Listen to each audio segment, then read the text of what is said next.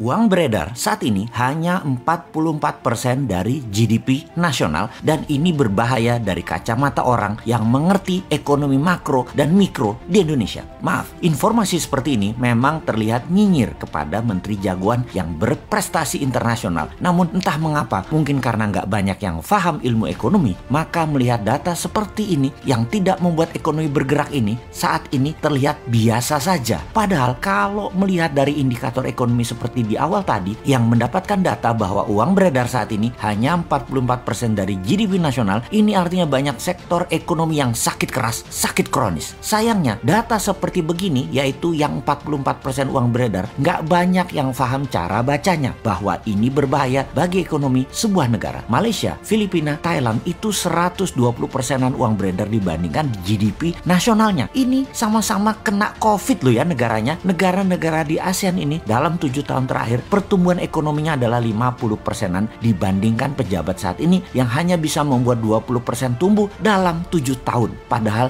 niat dan janji sucinya dulu 50%-an tumbuhnya dalam 7 tahun karena setiap tahun katanya ekonomi harus tumbuh 7%. Dan kalau semua itu tercapai tumbuhnya 50%-an. Ini harusnya ya 50%-an dalam 7 tahun. Ternyata tidak tercapai, hanya 20%. Dan untuk menutupi kegagalan tersebut, maka strategi yang dilakukan oleh yang katanya jago ekonomi dan keuangan negara tersebut yaitu menggunakan FDI, Foreign Direct Investment. Oke, bolehlah strateginya. Sekedar mengingatkan di mana nanti para new mind kalau berkuasa beda strateginya. Pakai DDI, Domestic Direct Investment. Pakai kekuatan kita sendiri dalam negeri, anak bangsa. Saat ini oleh old mind, anak bangsa kekuatan sendiri tidak dipercaya. Bahkan 4L sering mengatakan Indonesia belum mampu, jadi perlu orang Tiongkok. Heran ya, kok anak bangsa diejek tapi oleh fansnya nggak ada yang mencela atau yang kecewa. Oh lupa, punya pasukan buzzer yang selalu meluruskan hal yang bengkok dengan narasi. Bener deh, sangat jelas kalau strategi sekarang adalah cinta asing. Karena itu dipilih investasi FDI. Sekali lagi, namanya juga keputusan orang populer. Semua dilakukan terlihat benar lah. Sampai suatu hari piring kalian kosong,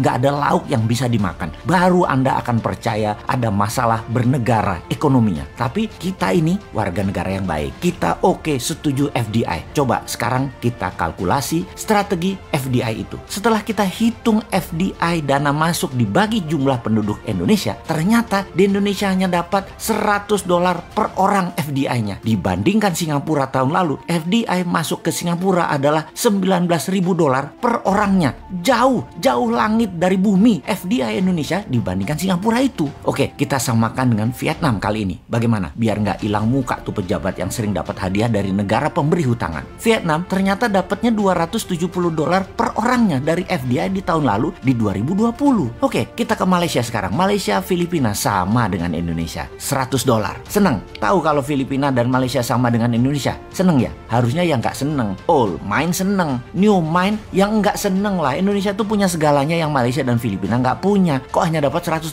Lalu apa strateginya? Ya kembali ke klasik. Karena old mind bisanya cuma satu, yaitu hutang lagi. Oke, mau lihat dari kacamata mana indikator ekonominya sekarang? Bagaimana kalau kita lihat dari pertumbuhan kredit? Tiap tahun harusnya kredit disalurkan itu tumbuhnya 15% dibanding tahun sebelumnya. Di mana 15% itu pasti akan menumbuhkan 7%-an ekonomi. Namun, beberapa tahun belakangan ini, kredit hanya 2-3% pertumbuhannya. Ya bagaimana ekonomi mau tumbuh 7%? Nggak ada likuiditas begitu. Bisa mikir nggak sih ini pejabat yang berkuasa tentang ekonomi? Jadi wajar kan tumbuhnya tahun lalu minus 2%. Lalu kita sudah hampir 4 kuartal nih minus terus pertumbuhannya. Kita lihat deh di awal tahun 2021 ini deh. Minus apa plus? Kalau minus jadi 4 kali atau 4 kuartal. Ini menunjukkan kinerja ekonomi negatif. Bahaya ini kalau rakyat mulai lapar. Tapi jujur deh, saya menilai bagus banget narasi para buzzernya. Sehingga rakyat nggak sadar ekonomi ke arah berbahaya. Keren buzzernya, keren. Narasinya keren. Jadi bernegara pakai narasi ya baru kali ini. Kalau yang lain kan bernarasi pakai fakta dan pakai pertumbuhan ekonomi. Kalau sekarang pakai narasi, tapi narasinya emang keren. Asli nih, kalau ternyata sampai tahun 2021 akhir rakyat ekonominya makin berat, maka bisa-bisa pejabat populer tadi jadi nggak populer. Dan jangan sampai nengok semua ke bosman karena semua yang dikatakan bosman terlihat benar. Tar dulu, nggak benar juga bosman ini semua analisanya benar. Namun kalau utak-atik hitungan ekonomi rasanya jarang meleset. Lalu kalau sekali lagi sampai akhir 2021 ekonomi Indonesia masih minus, apa saran untuk mengatasi hal ini? Maka kaum new mind akan berkata, gampang, tahun 2022 pemilu dipercepat aja, nggak usah nunggu 2024. Piejal, setuju?